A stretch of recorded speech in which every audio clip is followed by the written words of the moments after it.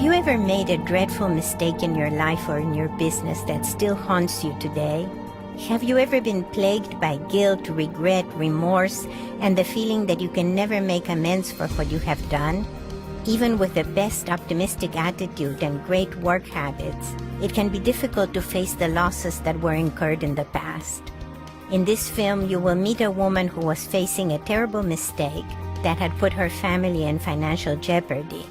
In little more than an hour, she had a new understanding of how to tap into the greatest source of strength in her life so that she can face each day with courage, determination, and love. You will also see how it is possible to change a relationship by changing one person.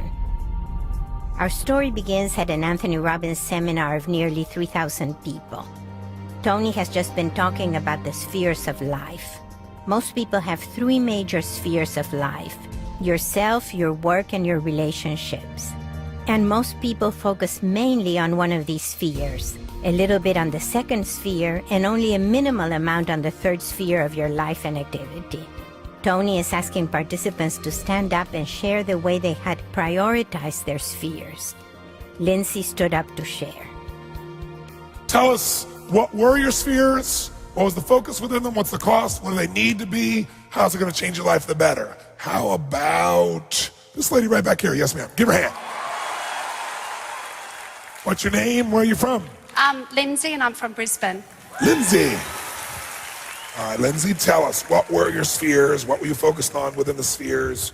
What's been the price?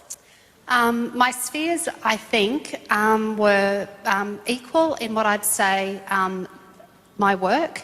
My relationship would be the smallest part. And Your work and? My work and myself. Okay, are we equal? I think so. Okay. Yeah. And my relationships, I think, the smaller of like the little dot in the island down below. Okay. And what have you been trying to get through the work? What needs were you trying to meet primarily at the top of your work and yourself? I have had a very severe gambling problem over a number of years. I managed to kick the habit of that about 12 months ago, but unfortunately I've been left with enormous amounts of debt. For me to get rid of the debt, I need to work. Okay.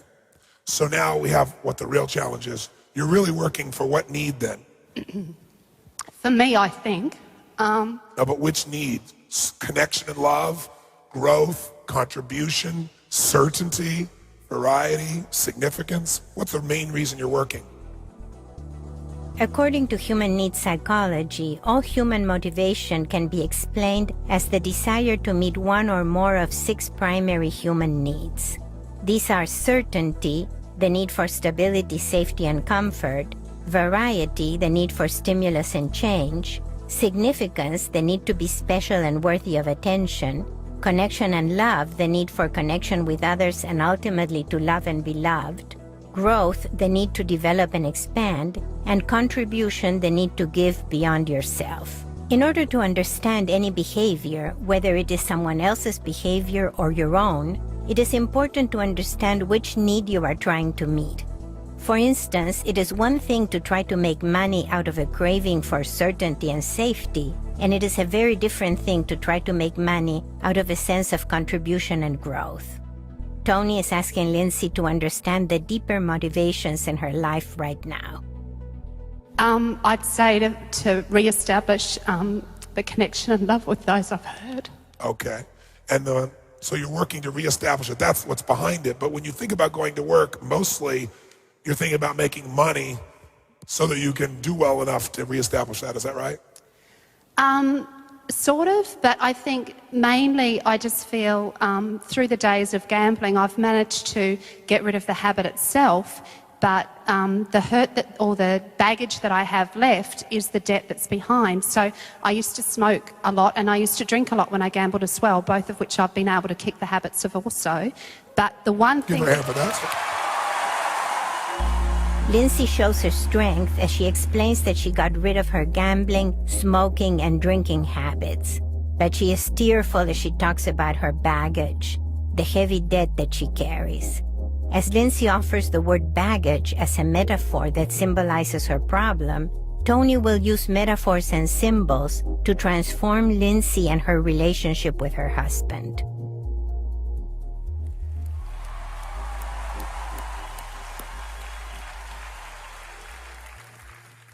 The one thing that I have left is the debt, and that's just a constant reminder to me always. It doesn't matter, how much I look to my future, I consistently have this bag that I carry around with me. So I focus on my work to try and free myself of the bag that I have carrying around with me. Well, what if you put the bag down? Life wouldn't be as heavy. And what if you took the bag and you put it in a little rocket and you shot it into the sun? Yeah, that'd get rid of the bag. Yeah. And after that's happened, tell me what happens when you walk outside. The world's a lot nicer place. Life isn't so tough. It's not so stressful. And how does work feel now? Work's actually always felt great. I love what I do. Oh. I honestly enjoy what I do. I'm blessed to know that what I can do, I can earn money from, but I really do sincerely enjoy what I do. It's not difficult at all what I do work-wise. A moment ago, Lindsay tearfully expressed her pain at having to work to pay off her debt, the bag that she carried. Tony gave her 3 metaphorical ways of getting rid of the bag, and now Lindsay cheerfully explains that she loves her work and that it's not difficult at all. Such is the power of metaphor. A metaphor is a word or a phrase that represents one thing while symbolizing something else. Metaphors have a powerful influence on the unconscious mind. So a bag can be simply a bag, or it can symbolize a heavy debt. The imaginary act of setting down the bag or shooting it into space symbolizes getting rid of the suffering caused by the debt. As Lindsay imagines getting rid of the bag, meaning the suffering, she can experience the love that she actually has for her work. I want to ask you that are watching, did something just happen? Now, you might think it's a little word game, but it wasn't. Watch what just happened. Right now, her reason for working just changed. True or false? Could you feel it? Could you see it? Can you feel it? Yeah, definitely. Now, how did that happen that fast? The problem hasn't gone away, just the bag. The heavy bag she's dragging along. And what I'm doing with her right now, just so you know, is remember I said your subconscious mind is the most powerful one of all, and I'll give you a clue. The brain responds to symbols or metaphors more powerfully than anything. What's more powerful, the word Nazi or the swastika? The word Christ or the cross?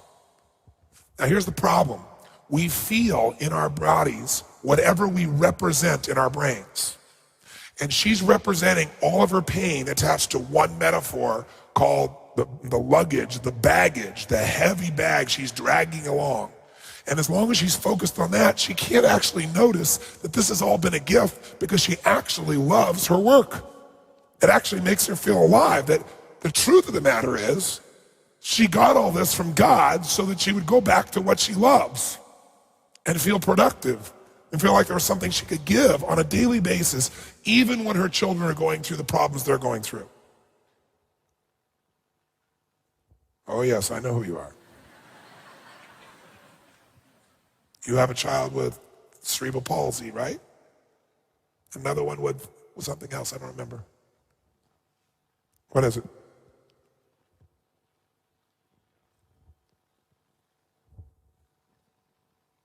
Cerebral palsy is?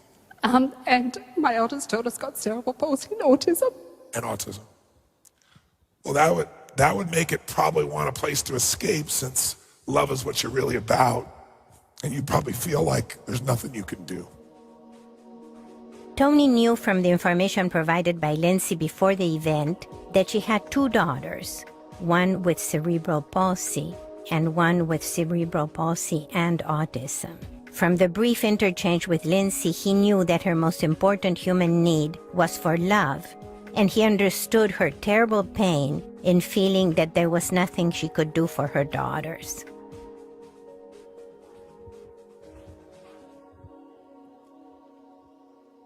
Because pain is when your life conditions don't match your model of the world. But suffering comes when your life conditions don't match your model of the world and you feel powerless to change it. Lindsay's pain comes from having two daughters who are so sick. That was not what she had expected from life. It was not her model of the world. Tony makes the distinction between pain and suffering. Pain is a fact of life. It is the experience of hurt. Suffering comes from feeling powerless to stop the pain, to change it. Pain is inevitable, but suffering is not. Suffering is optional. We can always do something to change the pain, even if only in small ways. Everything in the world is constantly changing, and so the nature of pain changes also. I understand suffering at all levels, and I understand your specific suffering, and it's time to stop suffering. It's time to give your daughters what they deserve, which is a mama who knows that there is a plan bigger than their understanding of what's going on. And that autism, cerebral palsy, all those pieces, that you still do make a difference for them. Because love is the only thing they really need. And you are a lover. And when you go to work, you can express it in that place. And when you come home, you can let that work where you feel filled up because you know you've done something that's contributed and been alive. You can take that home to your daughters and you can give them that love they need at whatever level it is. And you can trust that that force is significant, even though they still have pain. Tony points out that Lindsay is not powerless with regard to her daughters. She is powerful in easing their pain through her love. If you were to do that, then the bag, that's right, that blew up and vaporized, you'd take that off your shoulder and you walk a hell of a lot taller and you think, God must really know I'm a force in nature to give me these daughters and know that in spite of everything, I'm still going to love, I'm still going to grow, I'm going to expand. And there's plenty of proof. I tried to deaden the pain through distraction of gambling, through alcohol, through cigarettes, changing my physiology. None of it worked because God had a bigger plan for me. And the plan for me is work, grow, expand who I am so there's more of me as I grow to give to those I love. And I am more than enough. I was put here at this time for this reason. And even though it may not look like it's magical in the way I think it should be, if I can't change the environment, then I got to change my model of the world. And I have to find an empowering meaning. And your vibrancy and your gift will be your ability to step out of your own pain. That doesn't mean not feel it, but not stay in that pain and to use that pain as drive to give more to those you love. Tony first helped Lindsay to metaphorically get rid of her bag. Then he acknowledged the power of her love. Now he moves to give Lindsay a new meaning in life, where love and contribution to others will be her strength and her gift. And the more you do that, that's where spiritual growth happens. Because spiritual growth is when you start out focused only on yourself, and that's when you'll be miserable. And then you care about people around you, because they can give you pain or pleasure. Their hurts are your hurts. And eventually you care about everybody, including people that are supposedly strangers, and you really care about them, not because they can give you pain or pleasure, but because you know that we're all here for a reason and a purpose, and it serves us, and it's our job to find the empowering meaning of why we're here. If you find that, life is magical, and suffering stops. Remember, pain is part of life. It's a good thing. The pain that digs inside of you, this deep, deep, deep pain, opens a well. Your job is, what are you going to fill it up with? Love or fear? Resentment and anger, or gratitude, knowing that even though you don't understand it, there's a faith inside you that says, there's something beautiful that can come from this. There's more inside of me because of this. There is always a choice to be made. Pain can result in resentment and anger, or it can bring out strength, love, and spiritual fulfillment. Maybe I'm only talking to you, because if people believe that, then their subconscious is totally open for me to penetrate them. Because everybody in this room has had suffering. Suffering of various kinds. Suffering happens when the way you think life's supposed to be is not the way it is. And especially if something outside your control has f***ed it up. Through his conversation with Lindsay, Tony is influencing everyone in the room to make the best of their challenges and of the pain that is an inevitable part of living. But if you're the woman you're made to be, if you're the man you're made to be, then you'll suck it up, get out of the suffering, stop feeling sorry for yourself, and step up and do what's necessary now so that the gifts that God has given you show the up. Not the story, not the excuse, not the bad feelings. Life is hard at times. Pain is part of life. Suffering's an option. Pain's a damn good thing if you use it. So what are you feeling now, my dear? I always feel that I have stepped up to the plate for my kids. Yes. I have no doubt that I have. They are everything to me. But I'm tired of doing it. Yes, I know. I've had enough. You've had love. No, I've had enough. You've had enough. I think I can appreciate that life is full of challenges, and I appreciate that I've been put on earth for a purpose, and I accept that. But there comes a time when enough is enough. I agree. Enough gambling, enough smoking, enough drinking, enough blaming yourself. No, not at all. I don't... Yeah, perhaps. Give her a hand for that. When Lindsay says enough is enough, she is referring to her pain and her suffering in relation to her daughters and her loneliness in relation to her husband. Tony brings Lindsay back to her strengths by turning around what she said to mean that she had had enough of smoking, drinking, and gambling. In this way, he reminds her of her strength in quitting these activities, which is also the strength she needs to help her daughters and to change her husband. Tony laughs with Lindsay as she realizes that Tony once more broke her pattern of suffering by referring to her bad habits instead of to her daughter's illnesses or her husband's shortcomings.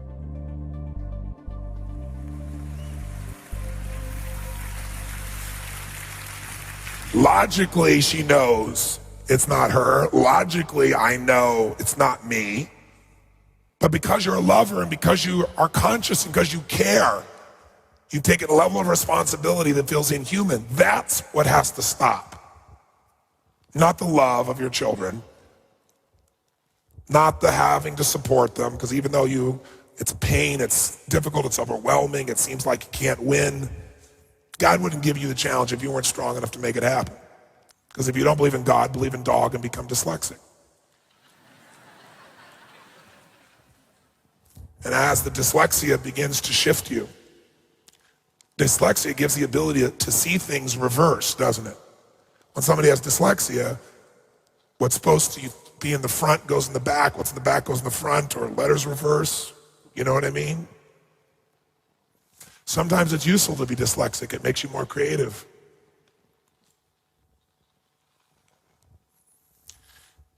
You know, there's an old story that I'm sure you've heard of regardless of your religion. It's the story of Saul to Paul. Saul doesn't believe there's anything in life more significant than Saul. And one day, God steps down and knocks his off his horse and blinds him for several days just to get his full attention. And suddenly, he begins to realize life is about love, not about significance. It's not certain, because who knows what's going to happen tomorrow? You think you know what's going to happen tomorrow? You don't have a clue. Life could change like that. Everything you think is so important could change like that. So maybe what you got to do is what's everlasting that you can experience, which is giving your gift of love. Not getting it, giving it. Because when you give it, you get to feel it, and then it's guaranteed whether somebody returns it or not. So I appreciate your honesty where you caught yourself. So what has to stop is the blaming that you do subconsciously, that you've used then to punish yourself. The punishment has to stop. The bag is vaporized. So now what do we do, Lindsay? Tony is using a confusion technique. He talks about God and dog, then about dyslexia and Saul de Paul, in a way that he is confusing and difficult to understand. By confusing her, he gets Lindsay's full attention.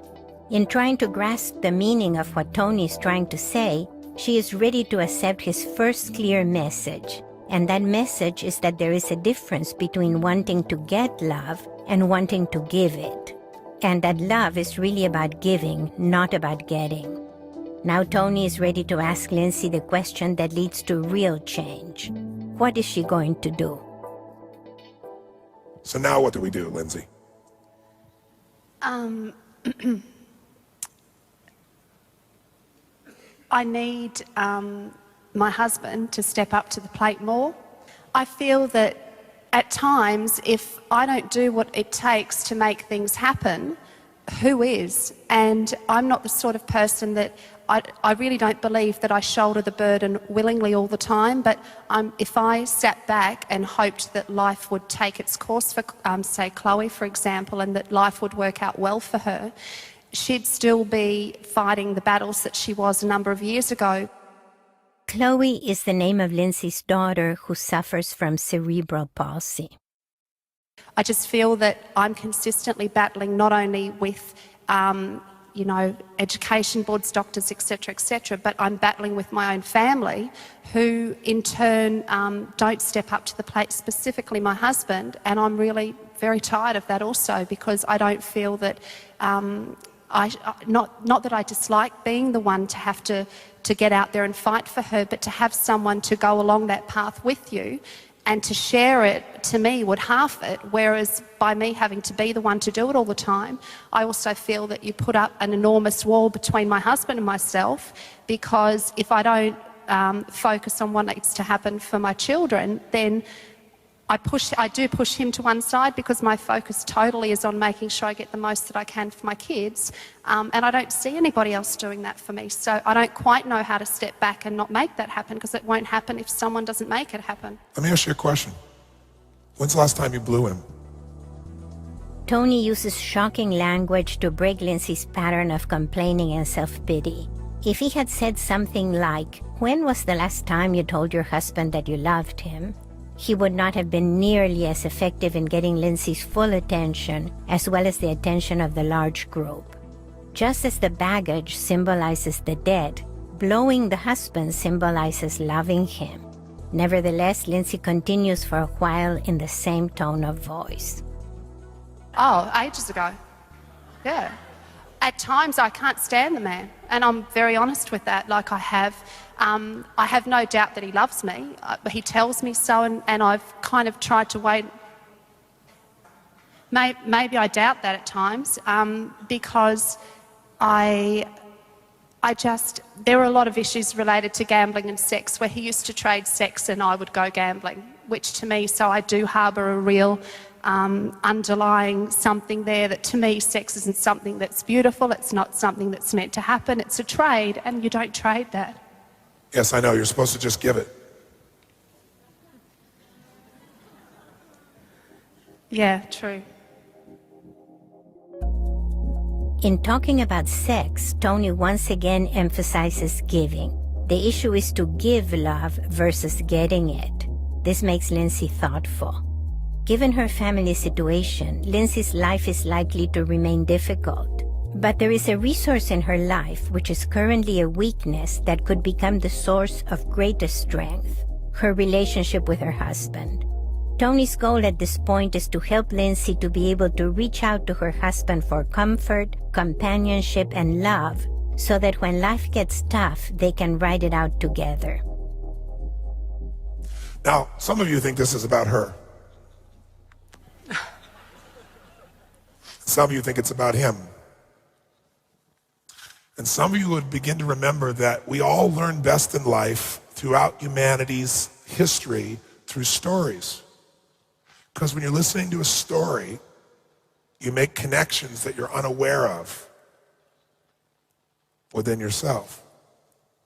So remember, I'm only speaking to her right now. I asked you when last time you blew him was, and you said it's been a long time. You told me that he says he loves you, but you doubt it honestly, because you harbor resentment that if you gave him sex, he would let you do anything you want, including gamble. This is not surprising for any man, because once a man has had sex, he is vulnerable to anything. He will give anything. But that does not mean he was trading sex for gambling. It sounds like you were the person trading sex for gambling. And that could well be so. I suppose I've looked at that aspect of things, and in all honesty, I can't get my head around the fact that in many ways that he just didn't see, it's not normal in a relationship for someone to be going out to the casino gambling 4 or 5 times a week. And I really do, I'm very angry at him for not having been there and even tried to intervene when I didn't hide the fact of where I was going. I never lied to him. I didn't say I'm going A and go B. It was very obvious that that's where I was going. So, you know... Well, let me ask you 2 questions, because I hear you, but I just want to make sure we ask you a couple of questions. The first question is, in this culture, because I don't live in this culture. Oh, that's not true. I live in Mermaid Beach. I'm here, 4, 5, 6 weeks out of the year, because I love the place. But I've never been in a culture where I've heard people say, I'll bet you, so often. I've never lived in a culture where everybody stops what they're doing to watch a horse race.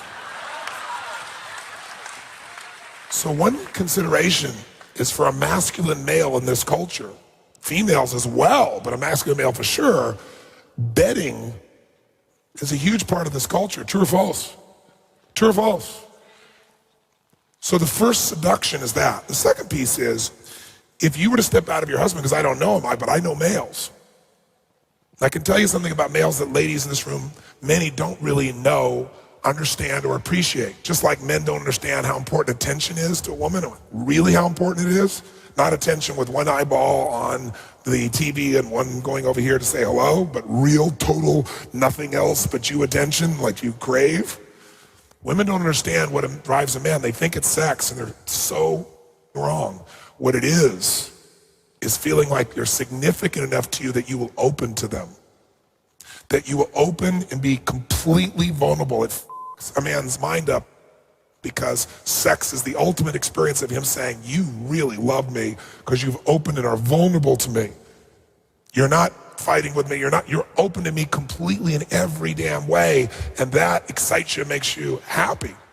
Because ultimately what makes the man light up, if you want to know, and ladies, I'll give you a simple test, it's not hard to figure out, is he wants to make you happy. He'll die to make you happy if he loves you. Now, men do not try to make happy a woman who they feel they cannot make happy. Because let me explain something to you ladies. Making you happy makes him feel he's a man. Failing to is like cancer.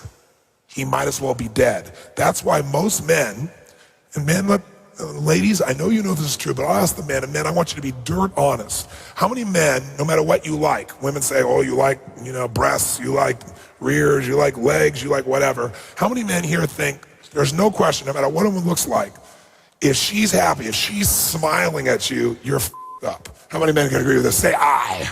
Gentlemen, if you agree a woman's smile is the sexiest thing about her, say aye. If you hear their voices, they're not bullshitting you.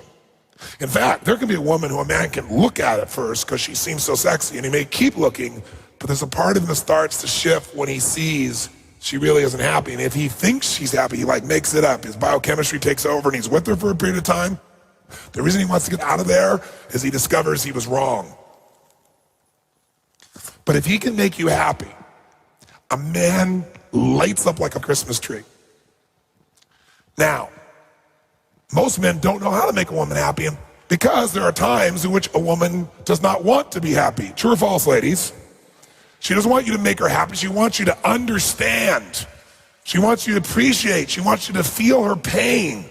Now, you don't understand. Men's whole job is cut the pain off and move forward. Because here's what women do. Women energy, feminine energy, takes little shit and makes it as big as possible. And masculine energy takes big shit and pretends it's really small. True or false? All right, that's what it's about. So if you want the truth instead of your anger, then I can tell you the truth that I know because I've been with 3 million people, both male and female. I could be an idiot, and I'd have to know this because there aren't that many patterns. This man wants to make you happy. He wants to feel needed and desired by you. When you would have sex with him and desire him and everything else, and he'd feel lit up like, oh my God, she wants me. What do you want? Anything. I want you to be happy. So gambling, I'll bet you, this culture, go for it. It lights you up, it makes you happy. You're not happy all the time. How would you be happy with all this in your life? So if you can get a little escape and go bet, and it makes you happy and it makes things better, why not? It wasn't because he didn't give a about you. It wasn't because he didn't care, and he was not responsible to know what the was going on inside you, even though you wanted to. Because if you're a woman, you expect a man knows everything you're thinking, and men are like, I'm not a mind reader. Tony explains Lindsay's husband's point of view. He just wants to make her happy. Lindsay's smile shows that she knows that that's true. Because see, women can use a hint of a voice, or if you say to a man, do you want help with this? And he says no, he means no. And if you start to help, he's gonna look at you like, what's the matter with you? I can handle this. But if you ask a woman, do you want help with this? And she says no, it means yes, you stupid And if you go, oh, she said no, and go off now, she's like, he doesn't give a about me. True or false, ladies? Make some noise. I didn't know that a man, my job was to become Sherlock Holmes. That your job was to be a detective, because women are always leaving clues. Now they get pissed, like you are, because you think any woman would have figured out. Then I needed somebody to intervene here, and then I'm out of control. But you went, oh, she's gambling, she's happy. I love her and she's happy. This is beautiful. Oh, it's kind of tough on the family. It's tough on me too, but if it makes her happy, that's much better than the cancer of unhappiness that we have to deal with, because God gave us some kids that really have huge physical problems that, God, we have to fight every day in. Let her escape. I'd like to escape too. I love her. And if she just blow me every now and then, it would be a whole different experience. Right?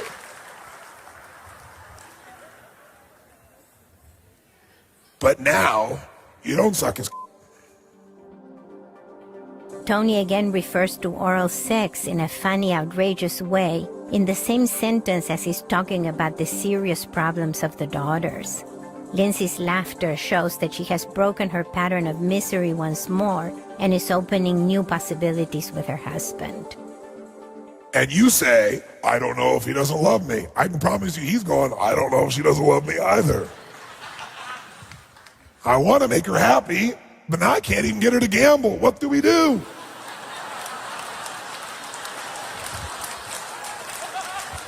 He doesn't know you're carrying luggage around. He thinks you're just going to work. Because for him, work is an escape. Work is a place to be certain and significant, because he doesn't feel significant with you. He can't significantly change how you feel. He can't do anything for his kids that really seems lasting, so he's impotent. He feels emasculated, so he might do really stupid things that you can't understand, like take control of you or say something stupid, because he feels like you make him feel insignificant all the time. And he had this problem before you met him, by the way. Just like you had the problem before you met him. Yes, you did, and yes, he did. Not this problem, not the story of this controlling behavior or lack of attention or not doing what's there. The problem inside of putting significance above love. Let me give you an example so you know what I'm talking about. Everyone in this room has times in their life when they go into what I call a crazy 8. Please pay attention and you'll understand your life in a different way if you really listen right now. Here's what a crazy 8 is. There are 2 extreme emotions human beings feel. One side of that plate is things like feeling sad, depressed, lonely, not understood. How many get the feel of the type of emotion I'm talking about? Different words, same feeling. Raise your hand if you know what I'm talking about here. Say I. The other side of the crazy 8 is emotions like frustration, anger, resentment, maybe even rage. Now, most human beings trigger an interesting response when they feel out of control, when they feel powerless to change something. Their husband or wife, their children, their body, their work, their boss, right? Their addiction. And when you feel out of control, what people do is they go into crazy 8. And what that does is they go to one of these emotions to the other. And which one they go to, where they go first sad and depressed and lonely, or where they first go frustrated, angry, pissed off, has more to do with which needs have they learned to value. Significance and certainty, even though they want love. If it's significance and certainty, which emotion of it is going to fulfill that faster? Feeling certain and significant when you're feeling insignificant and uncertain. Which one, sad or angry? Quick, which one? Which one? And on a 0 to 10, how high will you get that significance back? 0 to 10, where's it going to go? 10. Certainty, how high? 10. And how fast can you get it when you get pissed off? And you just witnessed her do it, talking about him. Lindsay started out the conversation talking about her tremendous burden of guilt for gambling her way into debt. But once she started talking about her relationship with her husband, she quickly started blaming him for not stopping her when she was out of control. This anger is a way for her to meet her need for certainty and significance in the very moment that she feels most insignificant, when she's feeling regret over her past addictions. This kind of paradoxical blaming is most often seen in intimate relationships, where you blame your partner for your own mistakes and defects precisely because your partner is supposed to be there for you and take care of you. The next time you feel like blaming someone close to you, ask yourself, which of the 6 human needs am I trying to meet right now? Usually anger serves to meet your need for significance and certainty precisely in the situations where you feel most insignificant and uncertain. Ask yourself, what thought am I having that is making me feel insignificant and uncertain? If you can understand exactly why you're getting angry, you can take responsibility for the real reason why you're blaming your partner.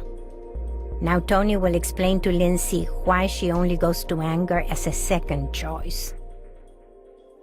Did you see that? But she didn't start there, because she doesn't go there first. You know why? Because she doesn't value significance most, she values love most. So people who value love most and connection tend to go to sadness first, right? They feel sad because, oh my God, I'm not understood, or I feel alone, or I can't do anything, or I'm not good enough, or blaming themselves for the problems in their life. And so here's what happens. They feel sad and depressed, and what needs they get? Connection with themselves, because they're usually busy taking care of everybody else. Right, Lindsay? Take care of everybody else. Am I right? Yep, that's right. So she takes care of everybody else, but she does it for a reason, because it gives her a sense of connection and love, and a sense of meaning and significance, but through the filter of connection. But when it doesn't feel like it's significant, I feel sad. So I feel connection with myself, because I'm normally taking care of everybody else. Now I feel for myself. I feel sorry. I feel sad. I might feel lonely. It's variety, because it's a different state that I'm in when I'm taking care of everybody else. But you know what? If you had somebody right here sitting on the stage right now, and they are crying uncontrollably, and I do nothing, I have no talent, no ability, nothing. All I do is just stand there and listen. Will they eventually stop crying, yes or no? Yes or no? Yes, because the human body needs variety. It needs variation. So after a while, a person gets tired of feeling sad. They feel tired of feeling connected, and they still feel tired of feeling uncertain, and they feel tired of feeling insignificant. So you know what they do? They go, I'm not settling for this shit anymore. You know what? He should have seen that. He shouldn't be doing that. She shouldn't be doing that. God shouldn't have done this to me. This is bullshit. And now the person gets frustrated or pissed off or angry or rageful, and what do they get? Significance at a 10. Get it? Certainty at a 10. And even some connection with himself at a 10. But if you leave somebody up here and they're screaming in rage and saying, "F you, I hate you, you son of a bitch," and you don't do anything but stand there and listen, will they eventually stop being angry, yes or no? Why? Because the human nervous system needs variety to survive. And by the way, when you're pissed off and angry, what are the muscles in your body like? Are they tight or weak? Which one? Is the energy strong or relaxed? So you got tension and pressure in your body, which feels really good when you feel like you've been hurting and a victim for a long time. But after a while, I don't care what you do, the body has got to let go. So what happens? You got to let go of the anger. See what the person does? They go, It's really just this helpless and it's hopeless and it'll never work and no one understands. And you go back to feeling sad. And guess what happens? All the tension. Think about it. When you're feeling sad, when you're feeling crying, when you're feeling, alone, what happens to the energy in your body? All the muscles relax, doesn't it? Everything lets go. Even though it doesn't feel good, it lets go. You connect with yourself. You feel that feeling again. It's variety. And after a while, you get tired of feeling that way and you get pissed off again. You get tired of pissed off and you get sad. And pissed off and sad and pissed off and sad and pissed off and sad. How many of you here have done this in your life? Raise your hand about an issue. Say I. And when does it happen? When you have the illusion that you have no control. Tony is really explaining to Lindsay the pattern that caused her to get addicted to gambling, drinking, and smoking. She had been caring for her daughters, whose medical conditions were so severe. It was hard to feel that any help was ever enough. This thought made her feel so insignificant and uncertain that she would snap out of the mode of caring and nurturing and into anger and frustration. In order to escape from that crazy 8 pattern, she would go gambling or drinking, which changed her physiology and her environment. Now, long after her gambling problem is over, Lindsay still has a crazy 8 pattern where she goes from guilt and regret over her gambling to anger and blaming her husband for not helping her to stop it. Now, take a moment to ask yourself, when you feel that things are out of your control, which side of the crazy 8 do you go to first? The side with anger and frustration, or the side with sadness and self-pity? How many follow this? Now, which side? It isn't an equal side. Some of you spend more time on the pissed off side. And while you're there, you say things to your partner or your friends that they don't forget.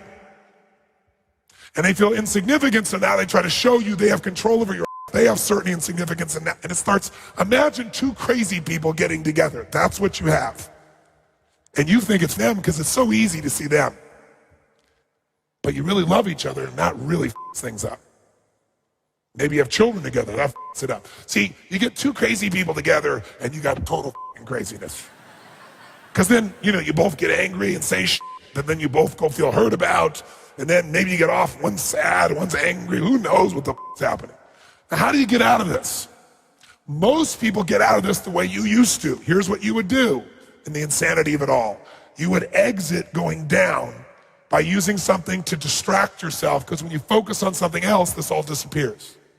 Or you do something with your physiology, drugs, alcohol, cigarettes, that changes you. You did both. You went gambling and that gets you to exit it. But as soon as you come home, pretty quickly, you're back in one of these 2. And if significance is what you want, you're finding reasons to get angry. In your case, it's connection and love, aloneness, but you get back into this. There's a better way out, and that's up. And the way up is change your fucking model of the world. Change your goddamn rules. Stop your addiction to one side of this or the other. Stop thinking it's your partner when it's you. You're so busy saying, I don't know if he loves me. I can promise you he has the same thoughts about you towards him. I can promise you he's gone through the same crazy 8. Now, I don't know if he tends to get more angry. That's my guess. And I'm only guessing because you'd probably be attracted to the fact that he had strength, since love is what you want. So at one stage, my guess is he was strong, and now you're pissed because he's not, because he's probably, the anger thing hasn't worked, and he's probably sad. Who knows where the he is now, but he's crazy.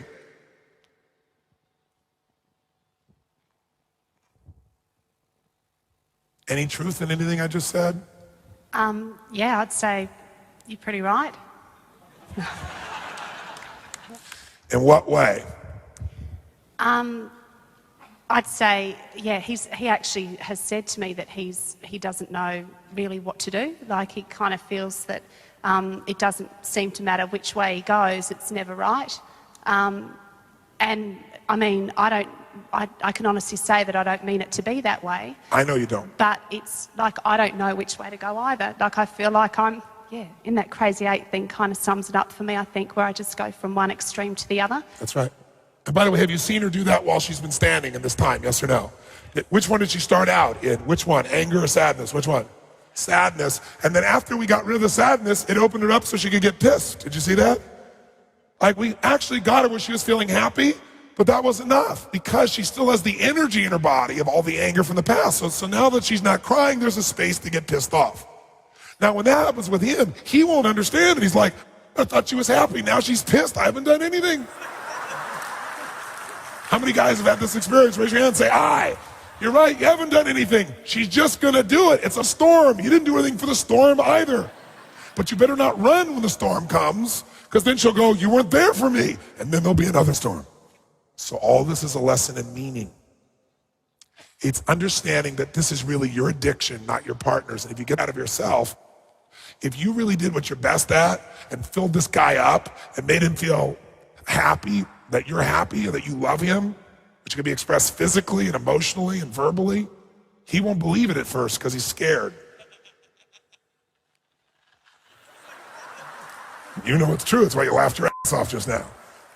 So then you'll be pissed off going, well, here I was, happy and nice. So yeah, for a minute after years of him not being sure.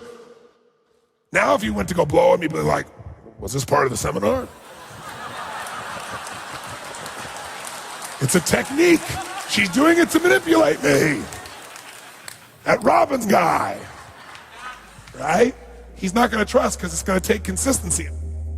Tony is now very clear and directive in orienting Lindsay to focus on giving love to her husband and the happiness that can come from that. Or she's making this huge, I need to stand here and love her and be with her and let her keep feeling and feeling and feeling. And even though it looks like there's no end in sight, if I love her and I keep staying with her, she'll feel enough of it that her body will actually let go of it all. But remember I told you yesterday, why do people fail at the game of life? Because they don't even know the goal of the game. And they got a bunch of rules that don't even necessarily relate to what makes them win. And they have rules that are in conflict. Like, you should love me and accept me for who I am. But if I gamble, you should have stopped me, you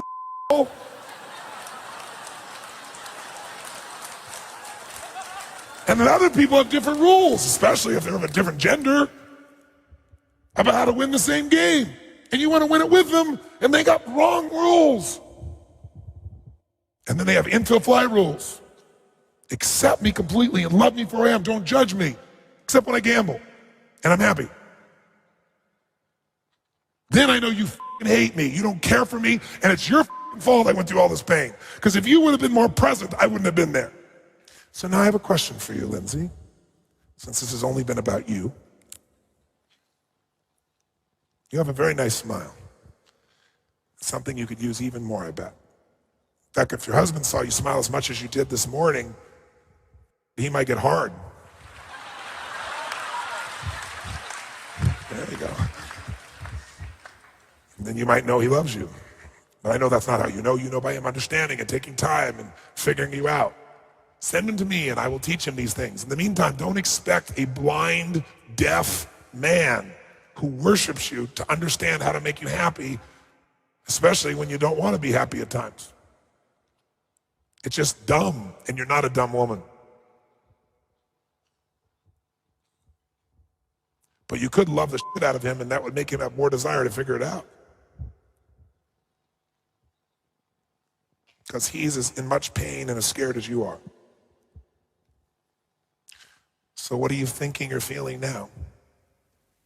I'm thinking and thinking about, I went to UPW in October last year, and life was changed quite dramatically for us upon my return, as far as an intimate relationship was concerned. And I must admit, life was a lot rosier at that time. And yes, he did stand there shaking his head saying, what's going on here? Oh my God, what happened? God, you were there for 4 days. What's wrong with your life? Da, da, da. So I can understand what you're saying is the old story that you don't give to receive. You give because that's who you are. Give her a hand for that, for starters. It is clear that Lindsay has incorporated giving love to her husband as part of her identity. And really, my biggest challenge for myself, and one that I'm ready to step up for definitely, is that my past is my past, and that I have a very bright and rosy future, as do my kids, of which I have no doubt. Give her a hand for that. Beautiful. Lindsay is now able to see a bright future for her children, quite a difference from how she started less than an hour ago. But I guess most of all is I really do have no doubt that Jason and I are meant to be together. I think we've stood the test of time well and truly. Give her a hand for that.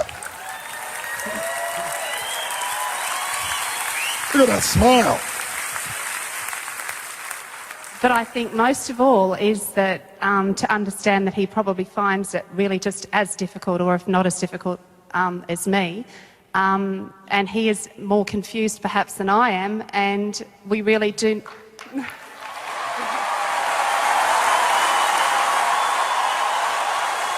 Much more.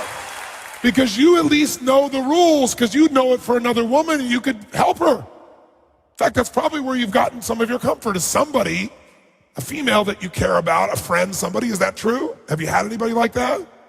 Yeah, that's true. And to be honest, Jason and I can sit down and talk, and he does just put his head in his hands going, what is it with women? I just don't get it. Yes. Like, you know... But see, women understand, so they assume a man would understand. But I just thought that after a while they'd get it a bit better. No. And No, because a man's world is based on logic.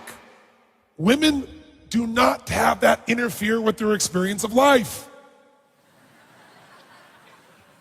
A woman can feel something, and it makes sense to her, even though there's no reason for it. So what he has to understand is, I don't need to make her happy, I need to make a difference. Am I loving her no matter what? Makes a difference. My understanding that instead of telling her she's wrong for caring about everything all the time, or saying, let go of the kids right now, she can't. And isn't it beautiful that she cares that much about the kids, and both of them, and me, and her friends, and everything else? And I would go crazy if I thought about that all at once. I like to think of it one at a time. That's why most men, they can watch TV, you know, they can read the paper, but they can't do both those things at once and pay attention to you. The human male brain works physiologically differently. So no, he's not going to just get it. He has to be trained. And you are not a good trainer because you're busy feeling, which makes total sense. You don't want to become a trainer. Send him to me, I'll whip his ass into shape. Or love him and shape him through your love instead of your anger. Share with him the happiness that you do have, because you just told us a bunch of things that are very different than what you started out saying. I'm going to hear a very different story right now.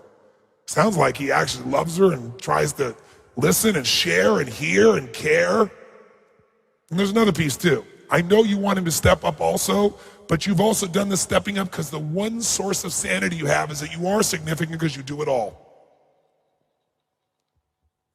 And so even though it's pissed you off, you wouldn't give him a lot of space to do that. Except when you're totally exhausted at that point, he doesn't know what to do and he's gone too, and who knows what's going to make you happy. But you would hate yourself if you weren't the most significant one. Be nice to have it be more balanced. You loved his and shared it to him and say, you know, if you'd help me in these pieces, and you reinforce them, because he'll be stupid, he'll like do it once and think that's what you mean.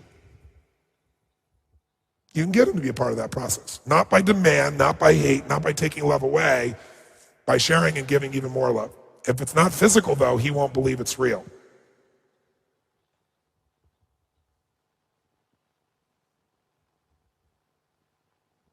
And you're the only one who needed to hear this conversation, Lindsay. That's why we took so much time on it. So where do we go from here?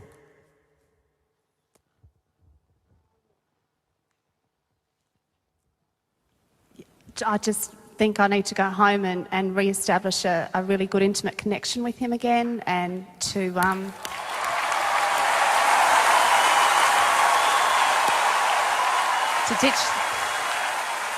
ditch the bag would be probably a really good start as well. So Do what with the bag? To ditch the bag, or to blow the bag up, or yes. all of that the sort of male thing. thing is blow it up. Women would just ditch it. That's great. And continue to love my kids and my family, which I do automatically. Like, that's just who I really am from the bottom of it all. And just to continue to encourage them to be who they are, and that it's okay to be different and all those sorts of things, and just to enjoy life. And I'm just curious, When you think about your life now, how do you feel? That it's actually pretty good. So it's not over? No, and I really don't believe it ever was over. Like, I honestly don't, I've never believed that life's been over, but I definitely believe that we have a lot of challenges that sometimes we really just don't know where to go. And that's why we come somewhere like this, so that we can learn where to go. Because we all want a better life. We don't want a life. We want to live to the fullest of our potential. One thing that's useful to know about men versus women, women speak in riddles. Men think when you're speaking in riddles, you mean what you're saying. If there's anything a man can learn, is that women never mean what they're saying, never will upset them, rarely mean what they're saying. But they know that they really are meaning what they're saying because they're speaking in riddle. So when you said earlier, it's over, I can't do this anymore, I can tell if you say that, he's going to go off panic going, I have failed. Ultimately, life is ending, it is over. He didn't know that it was a storm that would pass if we would just talk here for about 45 minutes. And now life will be wonderful and great and compelling in future. So the men in this room may want to remember this conversation and know this woman, even though she doesn't look like the one that you spend time with, the core of it is the same. The story may change, but the core is the same. Listen for the deeper piece. Every man, if I could give you one gift, I'd get you a magnifying glass and one of those little old hats, and turn you into Sherlock Holmes. Because if you do, you'll become a hero instead of an idiot. And you deserve to be able to win like that. And every woman deserves a man who will search and find. Because nothing lights her up more than a man who will stick with it and find. And most men, if you're really a man, that's what you're made for anyway. You love a fucking challenge. You love to break through. You love to figure it out. If you were as committed as figuring out your woman as you were that electronic device, imagine what your life would be like. Guy will spend an hour trying to figure out this electronic thing, and not even 30, woman says something, I'm out of here. Shift your focus and you shift your life. Make your woman a larger sphere. Give her a big hand. Lindsay stood up presenting a challenging story about a very hard life. While dealing with the challenges of caring for 2 children with severe health difficulties, she had become addicted to gambling, smoking, and drinking, which had put her entire family into severe financial debt.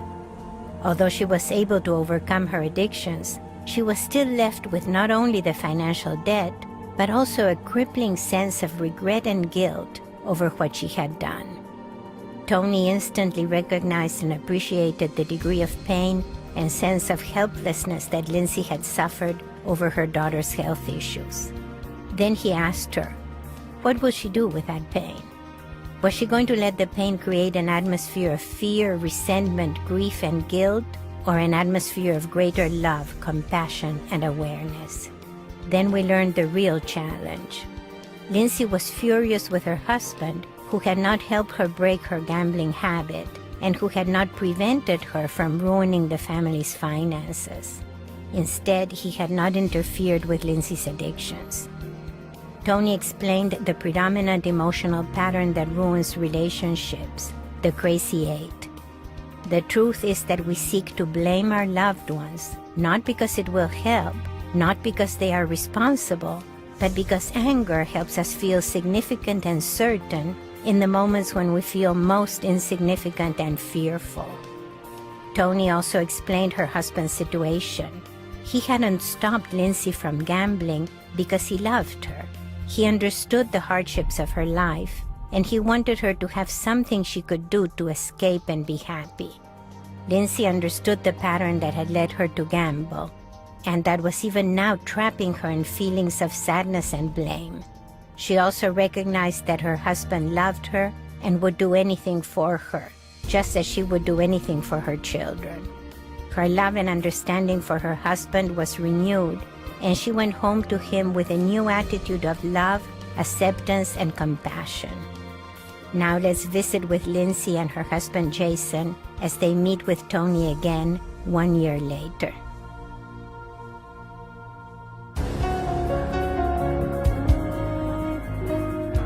Well, first of all, it's great to see you and great to meet you finally.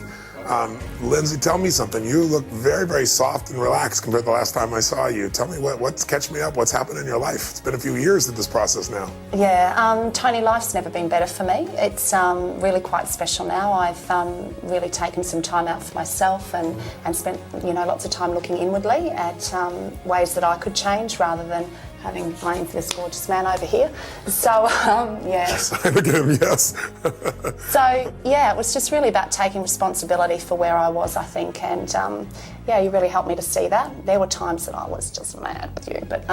yeah, you seemed rather angry at stages when we were interacting. Yeah, but I know you do it with love, but, there was times I thought, I wish he was close. But, it's just been an amazing journey for me, and one that I'm really so thankful to have had the opportunity to go through, and it's just an ongoing process, and so we're sort of tackling that together now, which is really gorgeous. But our relationship is great, and we're working on heaps of stuff together, and it's just awesome. Yeah. Well, I want to hear from your perspective. What did you think when this woman comes home, and what's happened? It was a major change. I thought that guy's a bloody genius. I always said he wanted to thank you for that part of our relationship. No, look, she has come out of it. She's gone from a very bad place, a destructive place, yes, to a place that she's out there moving ahead faster than anyone around her, really. How does it make you feel when you see her today and see the way she's transformed herself?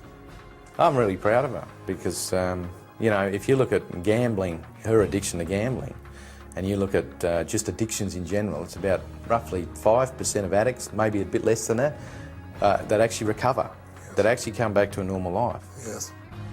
So the trust sounds like the trust is back. Definitely. Yeah. Definitely trust is back. And I've done some personal growing as well. I was an angry little ant, and she's helped me move past that. And rather than sit there and go, why could you spend $250,000, Yeah. To the point where I think, it's only money and we've got a strategy to bounce back. And the strategy's working well. So we've gone from very close people to probably as wide apart as you can get before it all falls apart, to back to probably closer than we were, yeah. That's beautiful. Look at the smile on your face. I love seeing that. I love seeing you being able to be vulnerable and alive and not having to control things at the same level. You can see it in your face, you can see it in your smile. It's really beautiful, really beautiful. That was actually the hardest thing for me, the vulnerability aspect of anything to do with life for me. I just sort of had to control everything. Yeah. And in relationship-wise, that was always my core issue, was about allowing myself to be in a vulnerable position, and that wasn't comfortable for me. Yes. But hey, it's all good. Yeah. We've had a 180-degree turn here. Yes.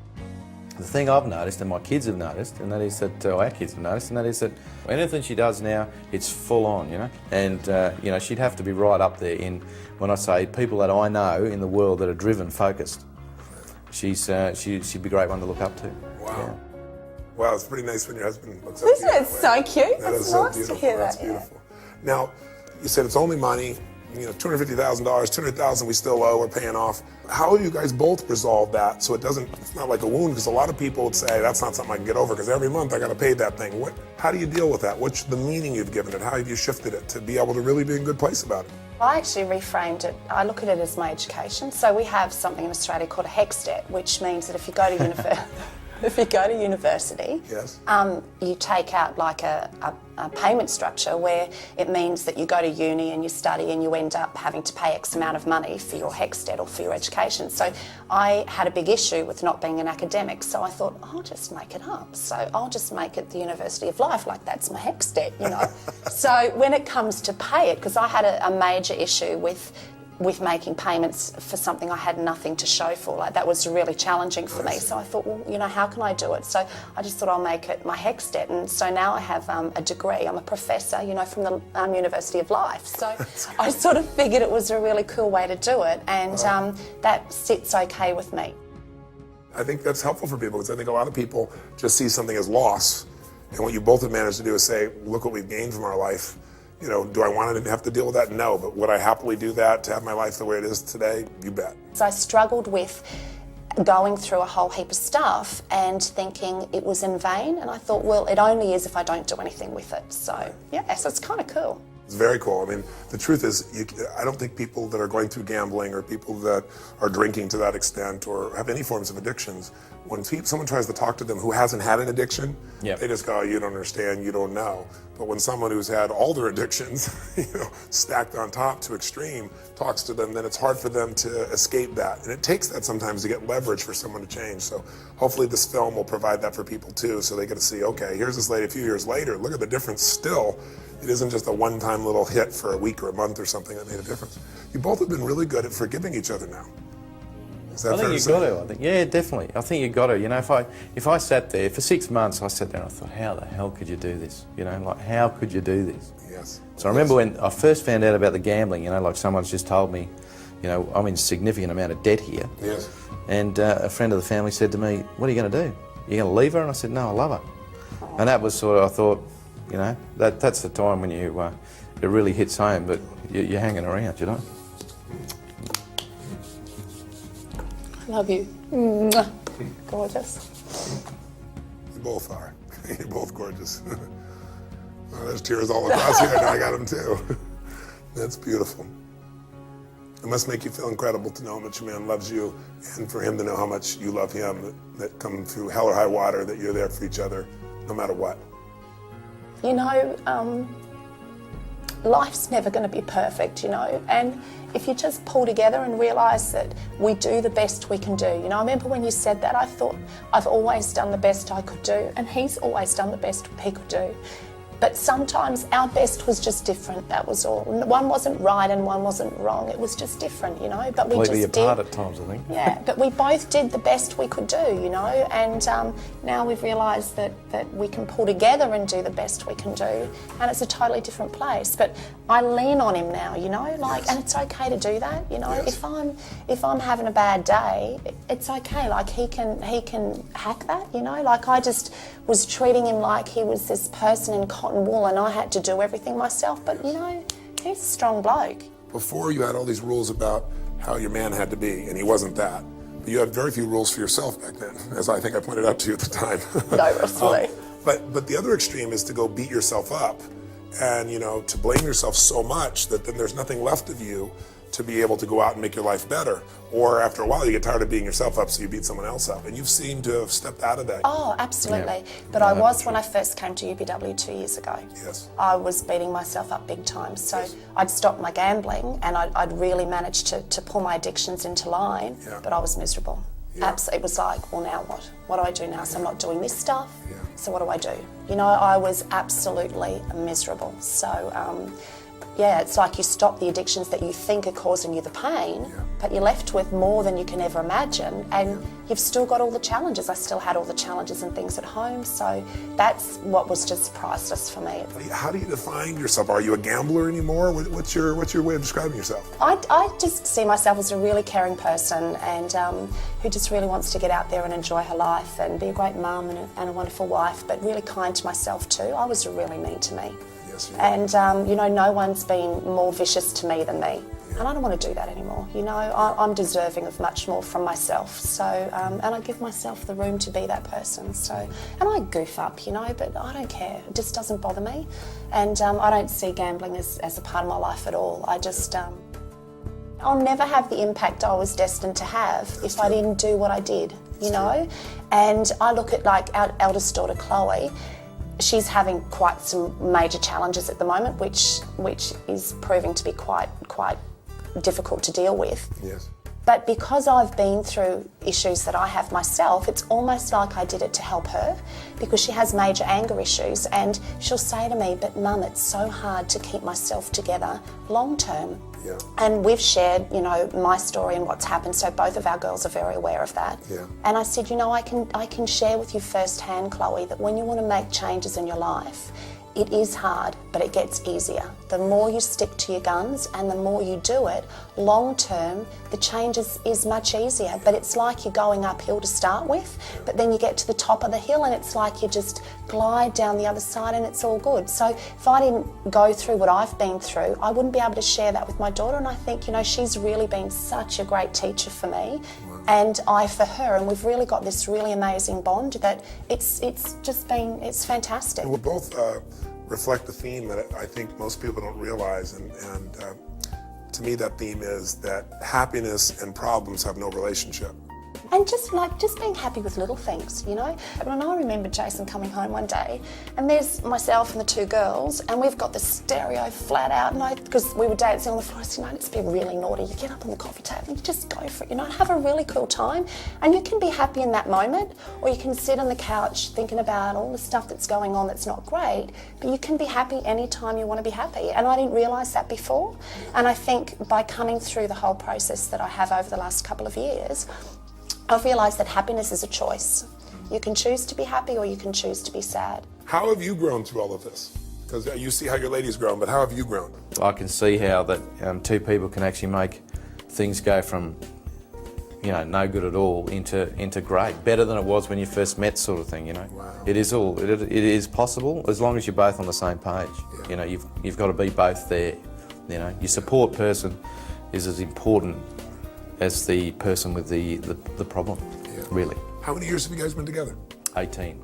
18 years and better now than before. Now I like that. Yeah, that's awesome. That is so cool, isn't it? That's wonderful. That's wonderful. That's awesome. And how about for you? I know that part of your vision, I understand, is to help other ladies that are having challenges like this. That's huge for me, huge for me. I've got enormous big dreams. I'd really like to have a beautiful centre for kids and for families so that they can come together as a family and have some support for the kids with special needs and the siblings and the parents, because there's just no support there that we've been able to find.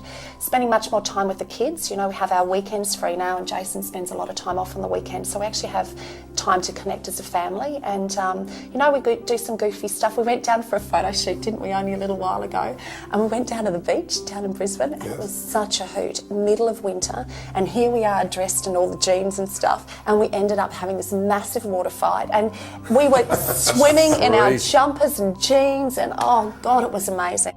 We had all these people standing on the pier looking down at us, you know, and this one lady called out and she said to me, oh, wait till summer and I'll do that. And my instinct was, but you know, summer may never come for you. This is our summer. It doesn't matter because it's cold, you know.